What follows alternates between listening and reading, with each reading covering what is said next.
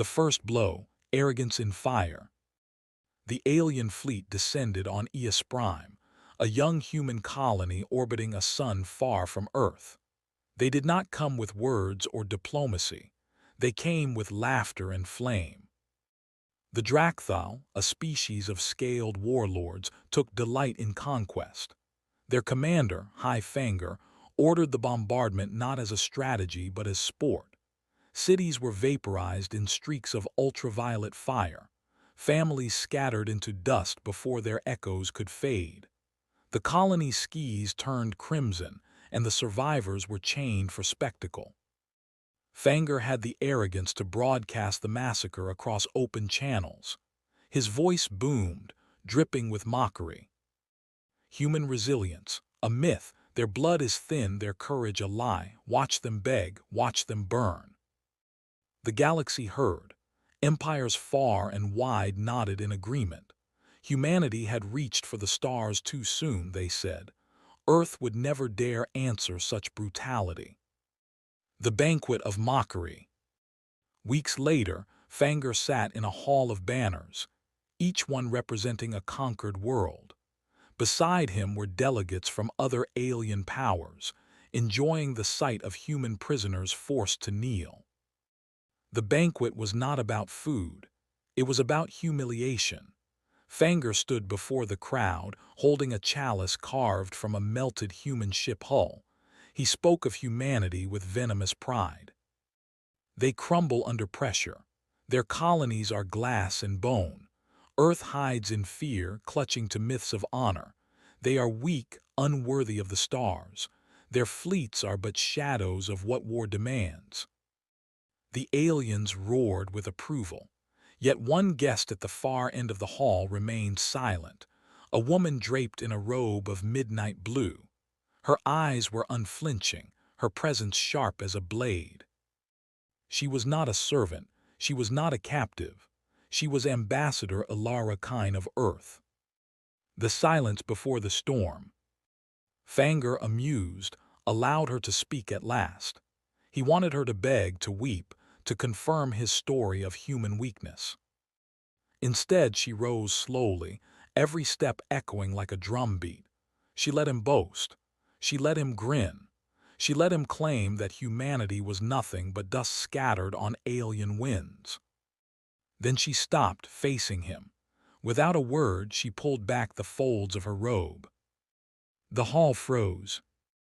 Across her chest, from shoulder to hip, was a scar deep and brutal, etched by a Drakthal blade during the first raid of Eos Prime.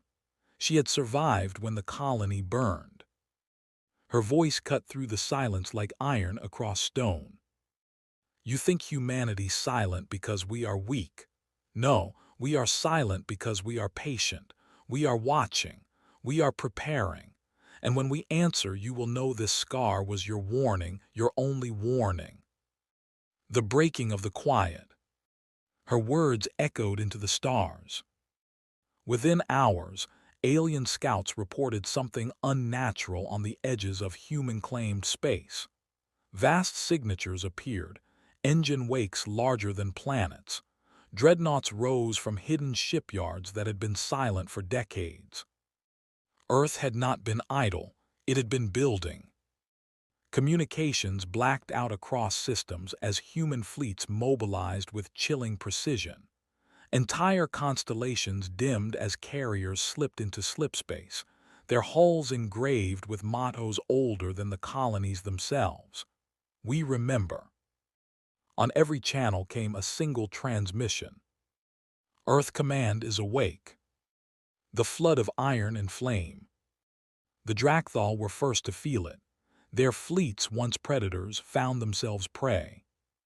Human dreadnoughts emerged from slipspace with the weight of gods. Their guns fired not in salvos but in storms. Alien warships shattered under kinetic strikes that hit like continents falling from the sky.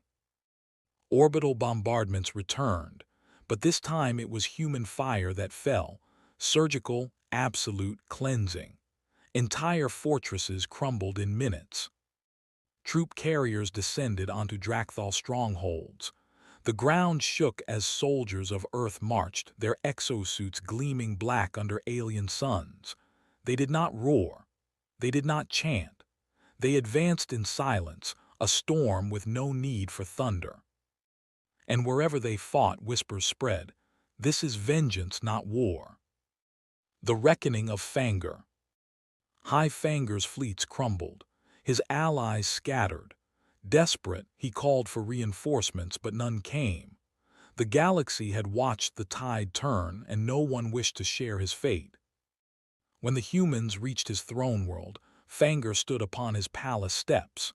He tried to rally courage, claiming victory was still within his grasp, but his words carried no power.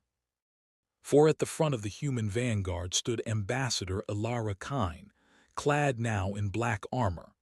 The scar across her chest gleamed in the alien sun. She let him speak. She let him deny bargain rage. She let him talk as he always had. Then she lifted her hand, and the human cannon spoke for her. Fanger's palace crumbled to ash. His empire ended not with a roar but with silence. Ashes in the stars. The galaxy trembled. Empires once certain of their dominance fell quiet. They replayed the footage of Earth's fleets blotting out suns. They whispered of soldiers who marched like storms and diplomats who carried scars as banners. The lesson was simple, written in flame and shadow. Humanity is not weak. Humanity is patient. Ambassador Kine's words became scripture among survivors. Our silence is not fear. Our silence is the breath before the storm. The aftermath, infinite vengeance. When the guns at last fell quiet, the stars themselves seemed to hold their breath. Survivors across the galaxy whispered warnings in shadowed halls. Never provoke Earth again. For in their vengeance, the humans had revealed a truth the galaxy could no longer ignore. Earth's patience may be vast, but their vengeance is infinite.